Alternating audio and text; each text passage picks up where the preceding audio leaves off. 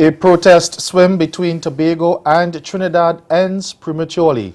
And in sport, England extend their lead in the penultimate day of the second test against West Indies. I'm Ricardo Roberts and this is Caribbean in 10 for Monday, August 28. I'll be back with the details after the break.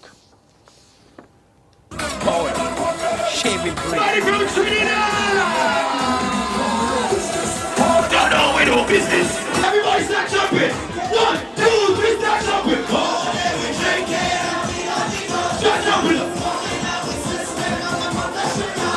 We're all the Caribbean people in BRC Tuesday. Stand up. Show them the one down. If you've never been to a Tuesday before, show them how we just get on a Tuesday. Stand up. Yo. Today we... You know, Barbados is always buzzing with events and activities throughout the year, all in an effort to keep visitors totally occupied. And trust me, the next couple of months are going to be a boom period for both sport lovers and foodies alike. Take a look for yourself.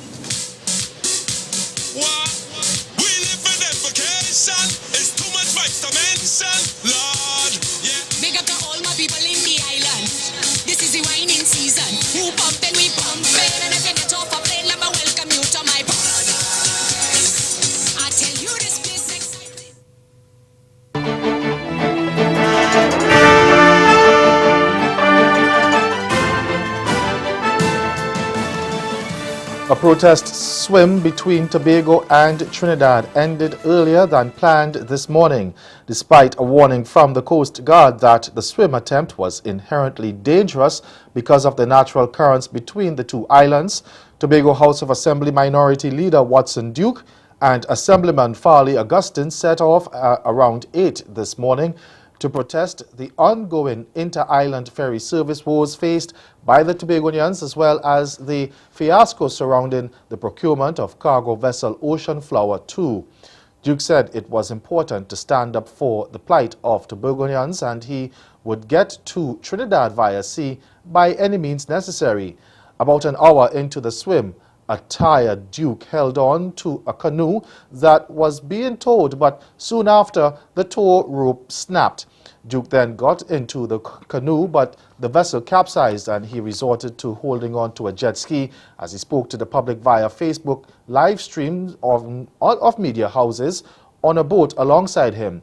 He subsequently got onto that boat, admitting that the journey was tiring and difficult because of the choppy waters. It was a struggle, but spiritually it felt determined because, you know, this represents Tobago's struggle to get to Trinidad on a daily basis. It's very difficult not knowing whether it will go or not go. You can have a ticket in your hand and still not go to Trinidad. You can arrive and be on the boat and still be told the boat has broken down. You must now go back. You think you've made a point? You think people believe in you now? I think we have raised the level of discussion. It's not really about believing in me or even Farley or even the House of Assembly, but it's believing in the struggle Tobagonians have to go through to go to Trinidad. Every single Friday night, there are Tobagonians sleeping on the airport. Every single day, there are persons who refuse to study because they refuse to go to Trinidad and study. What's the plan from here now? Well, we go to Toko from here. We'll swim from Toko to the mainland. We intend to reach the mainland by 1 o'clock. An international group based in Switzerland says Trinidad and Tobago is a hub for an alarming number of illegal immigrants. In its online report, Global Detention Project says there are currently 100,000 undocumented migrants living in the Twin Island Republic.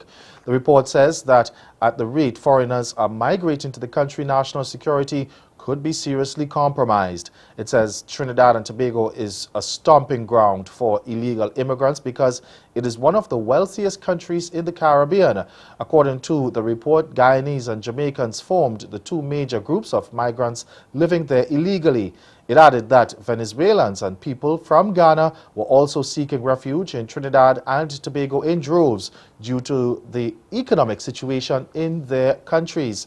The Global Detention Project report also noted that the treatment of detainees from Africa had been criticized due to the length of time they remained in custody. In many cases, immigrants remained in detention up to 3 years.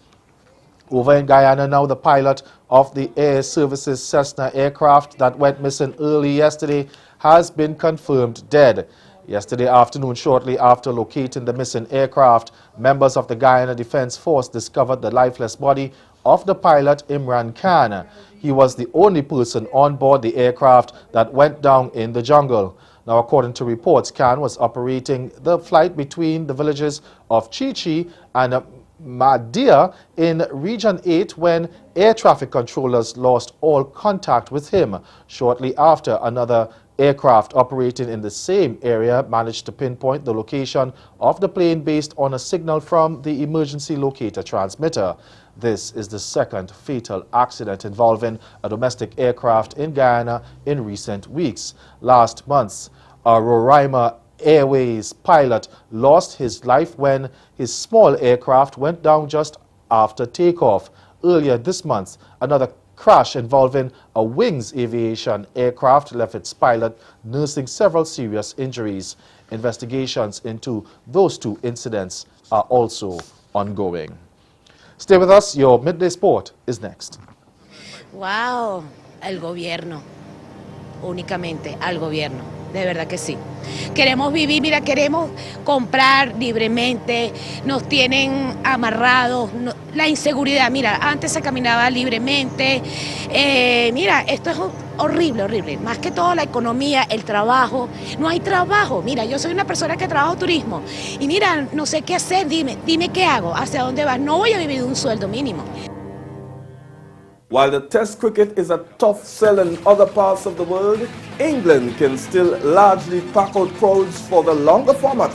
But with one of this winter's 5 Ashes Tests to be played at night in Adelaide, and aware of the need to appeal to a wider audience, the England and Wales Cricket Board felt compelled to switch on the lights. West Indies skipper Jason Holder said night matches are a good addition. I think so. I think it's something that the game needs, obviously Test cricket.